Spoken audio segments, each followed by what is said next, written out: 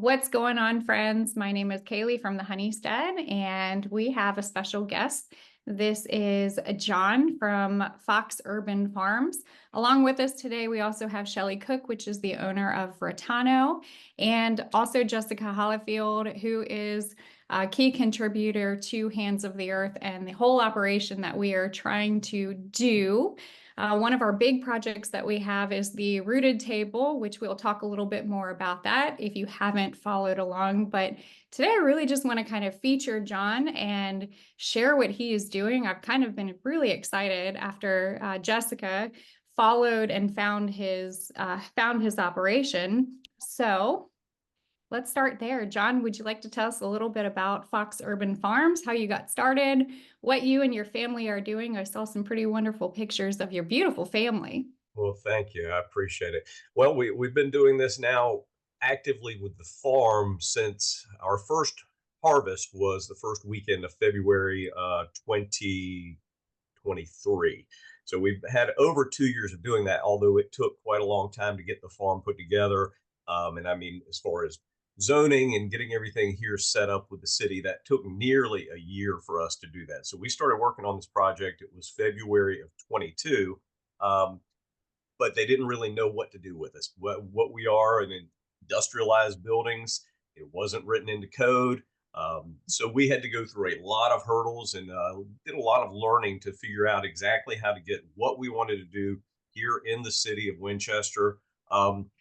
We had a previous business that we had sold after 16 years, took a little time off, and then said, what can we do? And went through a bunch of different ideas. And really, this is the one that kind of stuck at the end of it and said, we can have a business that hopefully we can do some good at the same time. Everybody hears about food insecurity and food deserts and all of those pieces. So it was really very thoughtful in the way that we put all of this together. So everything was very deliberate on where we're located in the city. We are on an old used car lot. So Mhm. this was an underutilized piece of property. It's just a gravel lot. Took a long time to find where we wanted to be, but we wanted something that everybody would have access to. So if it's our neighbors across the street or anybody that's here in the city or Frederick County, really anywhere, but it's kind of focused much more on the city. So people can walk to us, they can bike to us, they can take public transportation. We accept SNAP and EBT, so we wanted to reach into those communities too. It's just a project that we worked on, and while it's not a passion project, we're trying to do something that does have some good while trying to make money at the same time. That's amazing. And I think that fits right into what we're really looking to capture here is how people can really get real food that is packed with nutrients to their table. And the biggest problem we have found is that they just don't know people exist because there's such a lack of marketing for these real foods. And so the rooted table is about bringing all of these small farms to the forefront so people can have access at their fingertips and support all of these small growers, including yourself. Yeah. So And I thank think you. a lot of it too, besides just the marketing and letting people know, it does take a little extra effort for people to shop farmers markets. So just the ease and, somebody wants to go to one place and get all of their groceries. I totally get that too. We have a life, so you really want to cut down on it, but it does actually take an extra step for people to say, you know what, we're going to place our order with these folks right here. We're going to go and we're going to pick it up on our certain days. It doesn't work for everybody. And we understand that. Unfortunately, it's just one of those things. So yeah, beyond the marketing and just knowledge of it, awareness, it takes the buy-in of somebody saying, I want to support these farms. And with us, we're not we're not using farmland. We really created farmland out of nothing. This was zoned for just business. It was just an old lot. We have now reclaimed or created actual farming and agriculture space right in the city of Winchester, which has zero agricultural land at all. Yeah, and that's amazing. And I think that speaking to the point where you said that it's an extra step, it is, but you're either going to take the extra step now as a nurse of 20 plus years, or you're going to pay that price at the end and take that step then to doctor's appointments Mhm. and pharmaceutical companies. So we either, and that's really what we're bringing to this table is knowledge. Yeah. Knowledge that a lot of the nutrient base in foods is lost in that haul to the grocery store. When you travel on trucks, for long periods of time in cold storage, the vegetables and fruits and greens are just not as, densely packed with Yeah. nutrients as they would be when they get them from you. So I think that's really what we're trying to bring is knowledge to the forefront, but also bringing all these small growers to the forefront. And I think it's very unique what you were able to do. And very much where I believe that we can teach people that they can literally grow from their backyard in a small space. And Hmm. I agree. And I think right now we're kind of in the forefront of this shift of mindset. There for many years it was more about ease and just having that accessibility. But the one thing that I'm seeing that it's happening more often now is just living with intention. And so it's really introducing that concept of like doing things intentionally, even with customers. Your customers, they're intentionally choosing to support you because, and so, yes, okay, it might not be Walmart where you go and you get everything that you need, but that shift right there, that just little shift of mindset is really what I think the emphasis that we need to do to help that dialogue. I know Jessie has a lot of nutritional knowledge. I mean, she's kind of been my go-to there. And just having these conversations, all of us together, it brings it to light that yes, like we need to focus on our health and focus on what we can do, and community really is key and it's part of it. But yeah, I love microgreens, so it's really exciting to see what your operation. I'm like, oh wow, okay, I want to come play. So Yeah. Yeah, and And John, I know that your products change every week, but can you kind of give like an overall of all the things you offer? Because I mean, I even came across fresh herbs and stuff on your list, and I was like, wait, we need these too. So I mean, there's so much more. Absolutely. So yeah, I mean, we are an active and growing farm, so everything is it's growing right this second. So while we're doing this, and we have an online store, and this is for our direct consumer. We have lots of restaurants and caterers and private chefs that we work with as well. But we grow lots of different leafy greens. We'll grow salad mixes that we do. Leafy greens like arugula, kale, collard greens, mustard greens, things like this. Herbs like you were talking about. We also do microgreens and we do edible flowers as well. And we do it 365 days a year. So that's the really cool thing about what we're doing.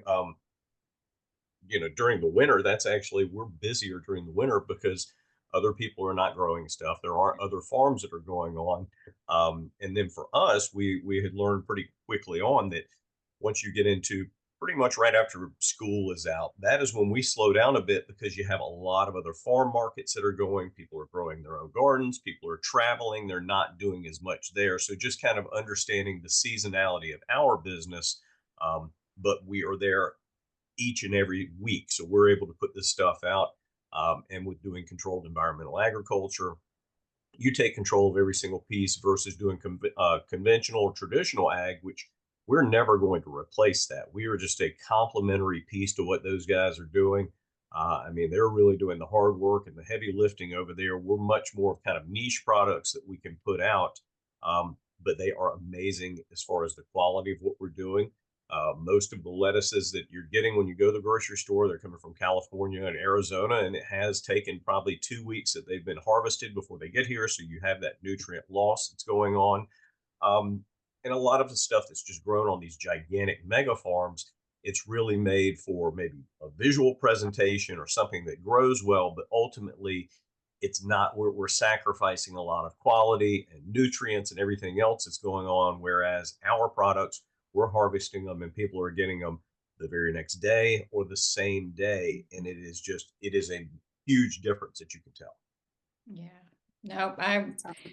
I grow a good bit here on our homestead. And so that is the one thing, tasting something that is grown versus store bought, it is, I mean, it's unlike it. The thing that I've noticed though is just people don't know the difference because they've never tasted it. So getting the things out in front, I think is, this is where education comes in. This is where your passion, your inspiration, things that are fueling you, and sharing that. So I love that you're here with us today, kind of sharing this, because now I'm like, oh wow, like thinking about I know. the I'm already putting my shopping list together. Like, yes. Yeah, I can mean, I it's really create good my stuff. own account? Can I use What my we already hear account? we hear a lot. People will say, you really ruined salads for me because now I can't buy those bagged salads at the grocery store. It Oh, is Yeah. just a thank night and day goodness for difference. that. And we know that when you get one of those, usually it's about 2 or 3 days, and then the thing's slimy and gross and throw it out. Yeah. So as fresh as ours are, and the way they're harvested, and we don't do pesticides or herbicides, anything like that, the Yeah. longevity blew us away. How long these products will last. Um, being somebody that owns this, you take stuff home, and the first time that I think I reached in the back of the fridge, and I'm like, oh man, there's a bag that's a month old that's back there. I pulled it out, and there were like two pieces that I picked out of the bag. So, people will ask, and also restaurants really love this too because they know that the products are going to last. They're not throwing out pretty much half of what they get. So yeah, our stuff is going to last. If I give you a bag of salad today, you can come back to it in 3 weeks, and there would be no Wow. problem with it whatsoever. Wow. Oh, That is really so cool. awesome. So excited. I I'm know, ready I to know, stop. I know. What is your favorite microgreen that you grow? Like out of all the flavor, because I think it's so interesting that like kohlrabi microgreen tastes like that. Broccoli tastes like it. Yeah, yeah, So they all what, have they're very yeah. specific on what they have. I mean, radish has that spicy flavor. Mhm. I don't know that I really have a favorite one. I just love different ones that we do. I mean, when you have chard or beet or something, I mean, it tastes like beet. Sunflowers, those just have a real nice nutty flavor to them. We have tried so many different types. And microgreens themselves, that's a kind of a small and smaller part of what we do. But there are restaurants. We probably do more direct to consumer with microgreens. We'll do herb microgreens, be it basil or cilantro. Those are really neat. We've done carrot microgreens. I mean, there have been probably 50 different types, and we really are just alternating those each and every week because um, also with microgreens, there are some that will grow quickly. They might be 7 to 10 days and we can have them ready. There are some that are 3 to 4 weeks. Um, so much of our business depends on the demand. We can grow lots of stuff, but if people don't want to buy it or there's just not a market, ultimately that's not a product that's going to be a viable product for us.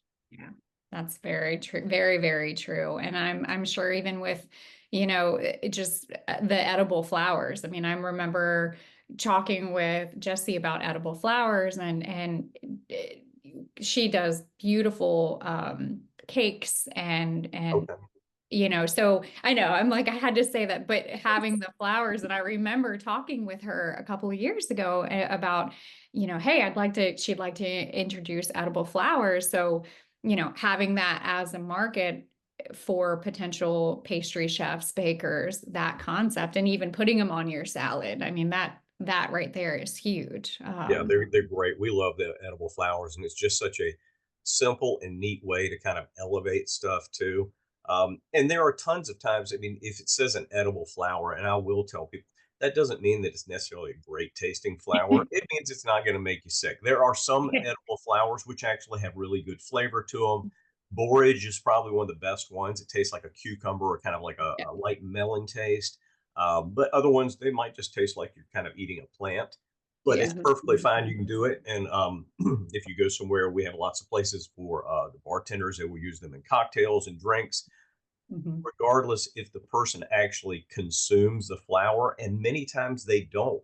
I would say most time, but it's a nice thing for me as a customer. It's a value added thing when I get a cocktail that has some work that's done to it. And it's got a little the accoutrement Yeah. on top versus just Mhm. something and they just hand you a cup of something. It Right. makes a big difference. And also on their side, they're able to charge a premium on it. And again, it doesn't matter if the person at the end of it throws the flower away after they're finished. They've had that and they've had the experience of it. Yeah. Yeah, no, I agree.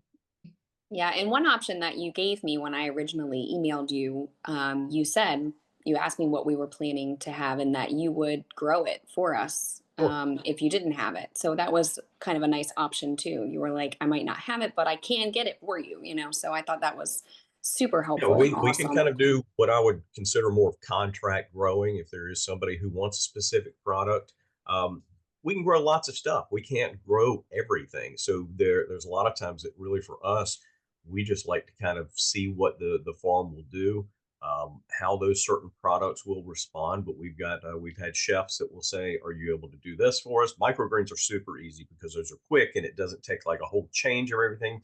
But if there are certain leafy greens that they want to have or certain special salad mixes. We have one restaurant we work with and we do a red and green romaine mix for them. We have other ones which use basically our standard gourmet salad mix, um, but we can kind of customize things whenever it's possible, but we can work that out.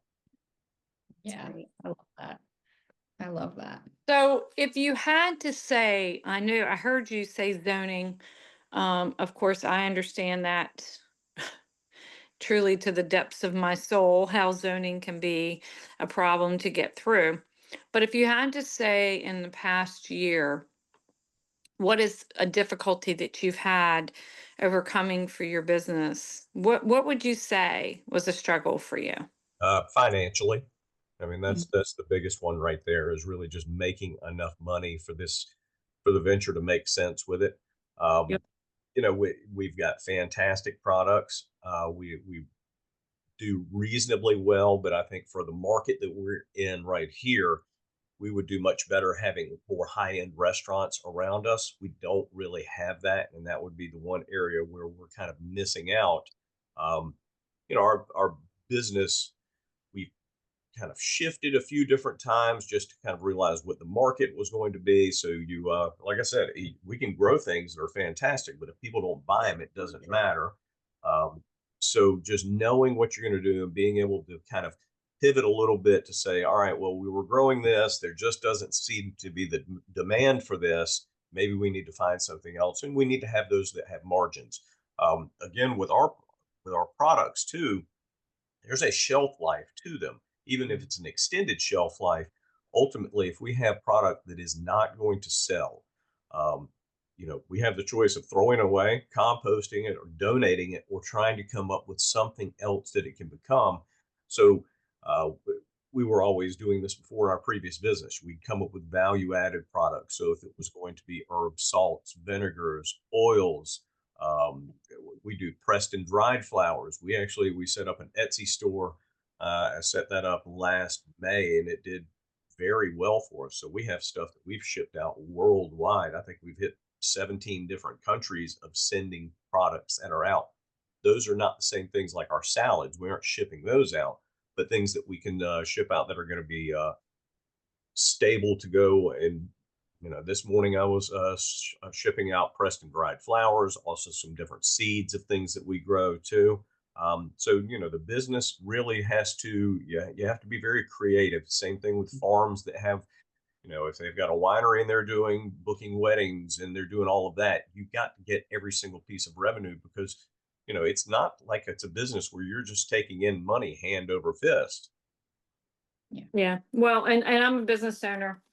And so is everybody here on this talk this morning. And I understand where you're coming from. Retana, I have a vineyard and we lost $25,000 last year because of the drought.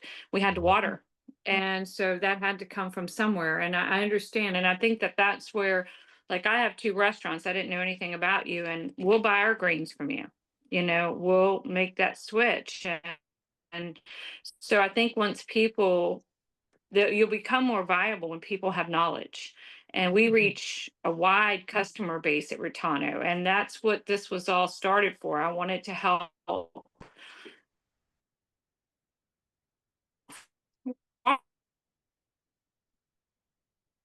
Oh, glitching out there. I wanted to help Yeah. growers. I wanted to help people that we appreciate the work.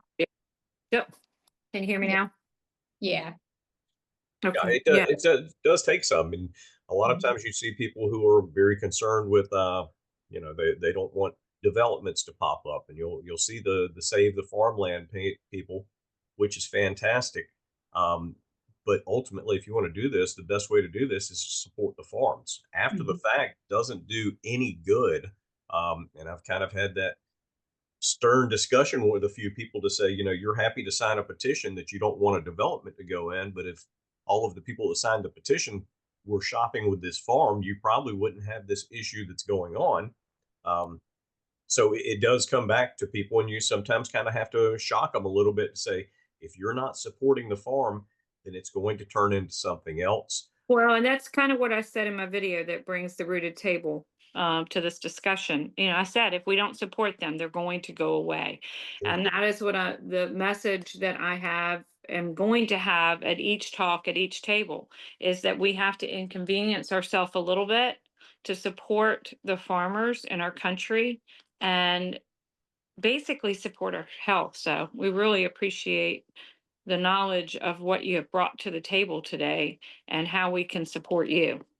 Thank Yeah, you. no, I agree. And the diversifying aspect, I very much understand. On my farm, so primarily the things that I grow here are medicinal herbs. I'm an herbalist. I walked away from the medical field back a couple of years ago, and I went full force into herbalism.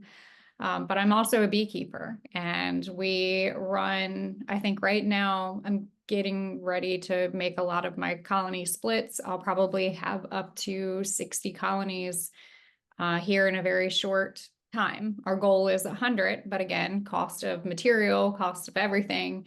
Um, so for me, for my business, one of the things that I've found to be extremely helpful and lucrative is passive income, and that's education. Passive income offering, digital material, offering online courses, offering, knowledge, little tidbits here and there between the medias has really helped my personal farm and my business. But that's where my passion is, to try to kind of, how do we navigate and show that, hey, there's a whole nother market out there.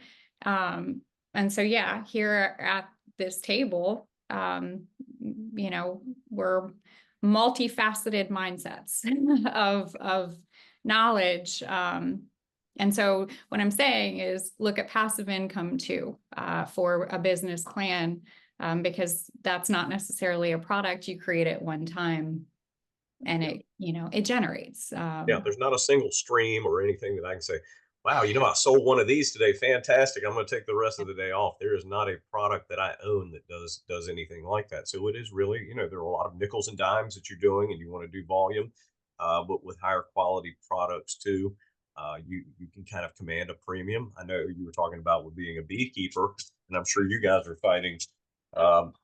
Chinese honey being just horrible stuff. And I'm sure you know way more about this than I could ever imagine, but you're competing with somebody who is offering an inferior, cheaper product. And you then have to educate people to say, no, no, no, what you're buying is basically sugar water versus a true and real product that you would have. Yeah. And I think that's it. If you have that mindset of, I'm not competing, this is what I have, I think that really helps. I stopped mentally competing with that. Mhm. Um, and so, and I'm even with quality wine, quality grapes. I mean, Jesse and I know, like, picking up a bottle of wine, and if it doesn't taste good, we're going to not support it, so Shelley has, great quality, a quality vineyard, which, I mean, she stands by. So yes, all of us, we all have something that is outside of Walmart. Mhm.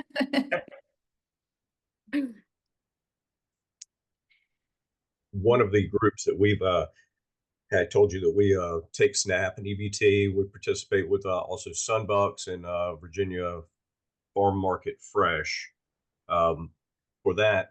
But unfortunately, and we've done this and we've continued, we just don't really get the folks coming into the farms that we really feel like could take the biggest advantage of this, because not only is it good product and very healthy, and we talk about, you know, the health change that you can do, but with doing farm market fresh, we actually offer a 50% discount for people who come in and use their SNAP and EBT. So it is cheaper than Walmart at that point.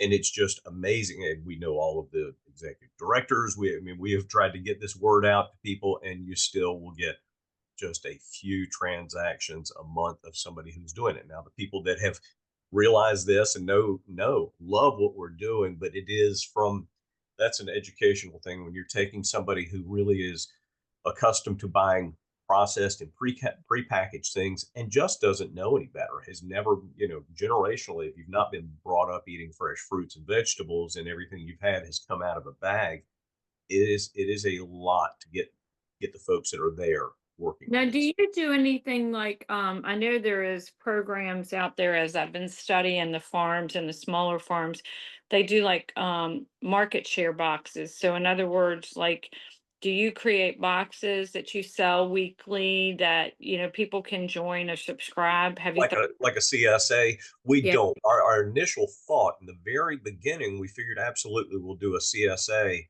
Um, and really what it came down to is while we have a good variety in our farms, we don't have varieties where it's going to be we don't grow pollinators. So we wouldn't have, you know, tomatoes and cantaloupes and this, that, and the other. And speaking to a lot of people in the beginning, one of the biggest complaints I got regarding CSAs that are local, people would say, you know, I do it, but a lot of times I get products that I don't like, I don't know how to use, and this, that, and the other. So we really just do a la carte for people to do purchase their things there.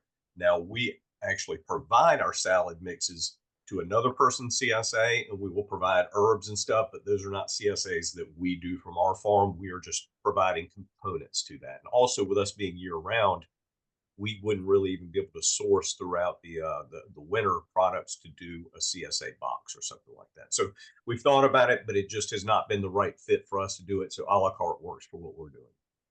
That's awesome. And then really quick, what was I gonna say? Kaylee, you're gonna have to edit this out because now I just forgot what I was gonna say. Um, um, um, um. Oh. We're gonna put all the links underneath how to find all your stuff in your website. And I know it's like the barn to door to Yeah. place your order. But in the summer, do you do any local markets or anything? We really host our own local market. So we're Oh, there. okay. Um, Winchester's Farmers Market is not fantastic. There are only a couple of vendors that go there, and the vendors are great. It's just it's not like a big thing. Going back to our initial thought when we were doing this, we thought, you know what, we would love to make a component of what we're doing a local farm market. The city had tried to run one a number of years ago. It fell apart. It wasn't very successful, and I think it also probably hit right around the COVID time. So we invite other, not just farmers. We're kind of open to artisans and crafters and things like that coming out. So we reach out online and tell people if they'd like to come over. We don't charge them anything. I do require that they have insurance that we're covered just for a liability on us, but that's really very inexpensive. Somebody can get a crafter's insurance for $20 or $25 a month. Um, so we basically do our own farm market. We'll invite people out, and during the nice weather, if we can have 3, 4, 5 vendors that are out with us each and every week, that's something we love to do. Awesome. Yeah, that's definitely a great plan. I mean, I'm thrilled with everything that I saw on your site. I mean, this is again, like connecting even somebody like me. I've grown microgreens, but your selection and your produce is definitely by far wonderful. So I do really hope that connecting the dots and building this community will bless your family, bless your business, and help it all grow. So Okay. that is one Yeah, thing. I mean, it takes everybody kind of connecting together. So we don't see other farms necessarily as like a competition thing. There's plenty. When we're small farms, we could service a few hundred people in a week. We're not worried about trying to take over the world with this thing, and somebody else is there. The mega farms are the ones that are competition to all of us.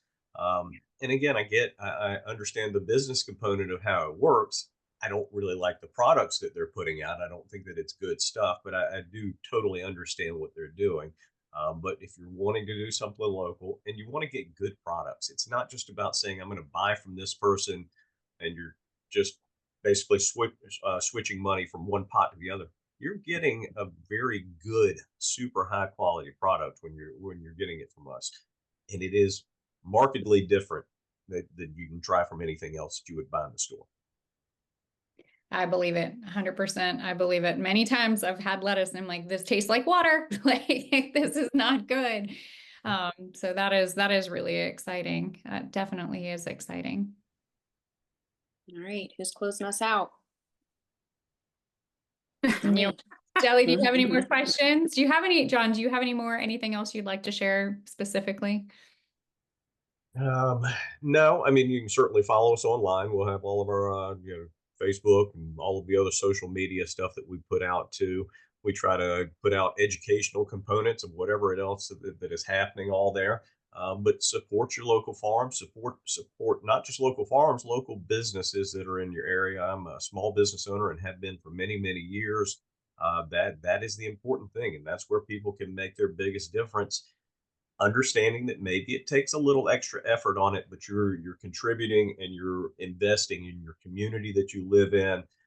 So if you don't want your area to be taken over by subdivisions, well, buy from your local farmers and go support the local businesses that are there. Otherwise, they're going to have to close up. They can't afford to stay there. Yeah, we've seen a lot of stores closed in the last year, restaurants that provide good quality food, but just didn't have the participation. So I guess in closing, what I'd like to say is thank you to Fox Urban Farms. Thank you for coming to the Rooted Table. Thank you for supporting the Rooted Table with your products. And I, agree with what you said, that if we don't support small farming organizations like yourself, they're going to go away and our health is going to suffer, not just our pocketbook. Absolutely. Well, I appreciate you guys connecting with us. It's good to hook up with you, and look forward to hopefully a good partnership going forward. Yes. Yeah. Absolutely. We'll make sure to put all of John's links for Fox Urban's Farm down below in the description of this video. And yeah, we really appreciate it. Look forward to trying all of your things. Yeah. Yum, yum. Yeah, absolutely. It's great stuff. So we'll appreciate you guys, and thank you so much. Good to meet everybody. Thank Nice. you. You too. Good day. All right. Bye, guys. Thanks for being here.